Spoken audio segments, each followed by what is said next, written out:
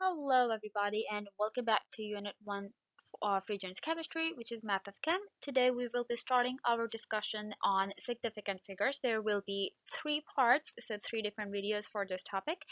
Today, we'll be covering the first part.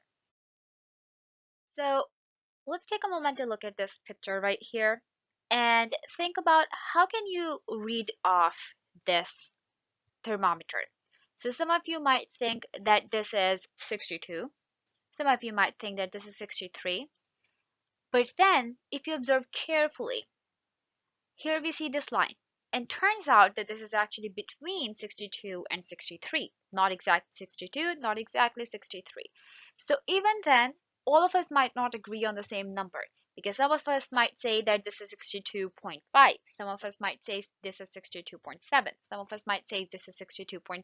So we might have different opinions.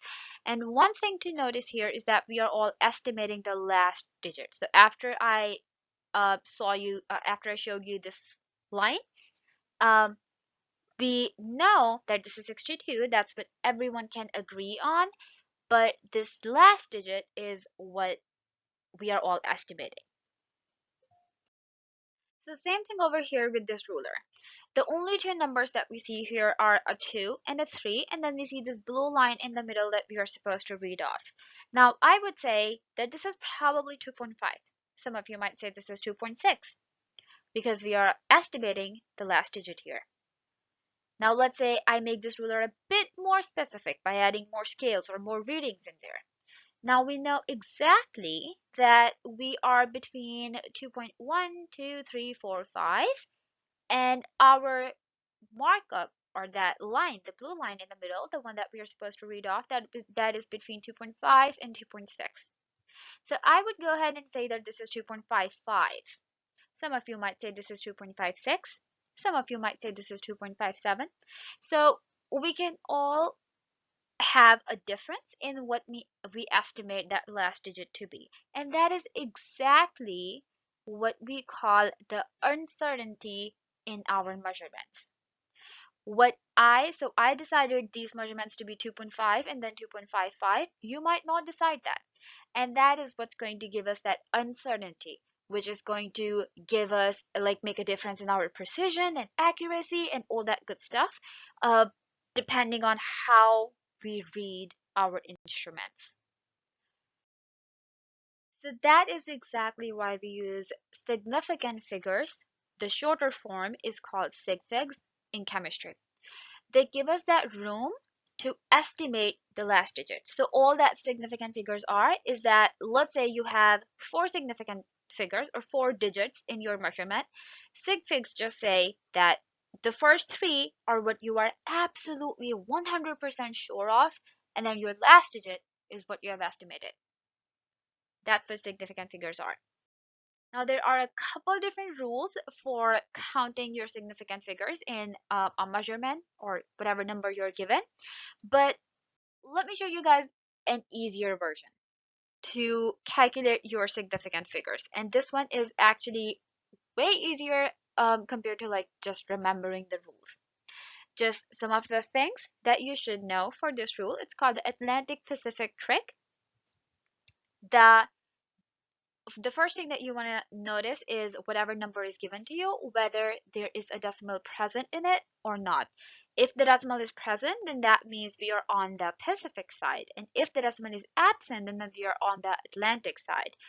Now, what do we do with those sides? Well, that is where we start counting from, or that is where we start drawing our arrow. And I will show you guys in just a second what I exactly mean by drawing an arrow.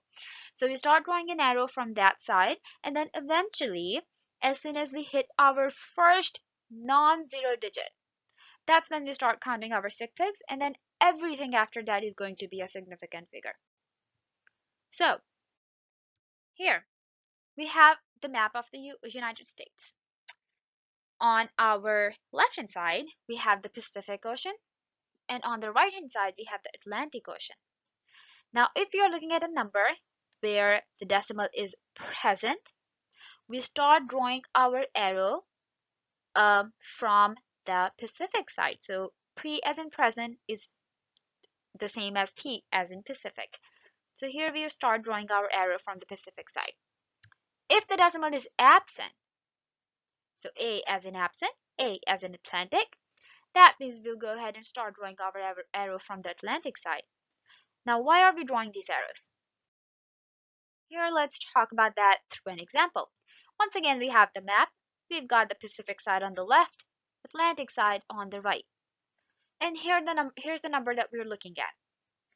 Notice how this number does not have any decimal. So the decimal is absent, which means when we start counting the sig figs, we'll start from the Atlantic side. Now, as I start drawing my arrow, I won't count this first 0 as my sig fig. I will wait. I'll keep going until I hit my first non-zero digit.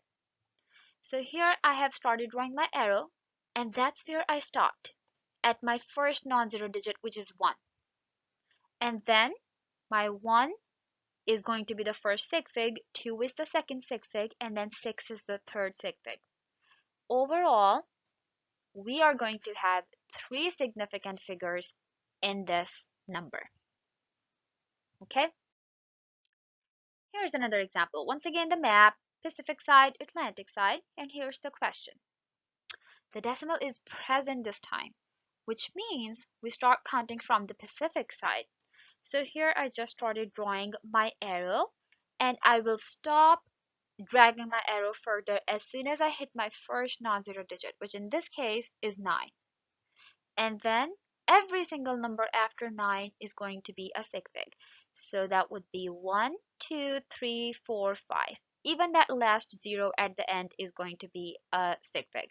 So overall, we will have 5 sig figs in this question. Okay, another question. Once again, we have the map, the Pacific side, Atlantic side. Here's the number that we're looking at. Decimal is present again, which means we start from the Pacific side. So here I started drawing my arrow, and I will wait. I'll keep dragging my arrow until I reach the first non-zero digit, which is 5 in this case. And every number after the 5, including the 5, is going to be a sig fig. So overall we have 1, 2. 2 sig figs in this number. Okay? Here's another question again. Once again, we have the map, Pacific side, Atlantic side. Here's the number that we're looking at. Now the decimal is absent. So we start from the Atlantic side. And as soon as I start drawing my arrow, I will wait until I hit the first non-zero digit, which in this case will be 7. And then every number after that, doesn't matter if it's a 0 or a non-zero, as soon as I hit my first non-zero, every digit after that is going to be a sig fig. So in this question, we'll have 1, 2, 3, 4, 5. That is 5 significant figures in total. Okay, so last question. Once again, we have a map, the Pacific side, Atlantic side. Here we have a number. The decimal is absent again, which means we start from the Atlantic side. So I start drawing my arrow. And I keep dragging that until I hit my first non-zero digit, which in this case is 5. And 5 is the only non-zero digit that we see here. There's no number after 5. So in this question, we will only have, or in this number, in this measurement, we will only have one significant figure. Alrighty, so please practice how to count the sig figs. Happy learning. I'll see you guys in the next one.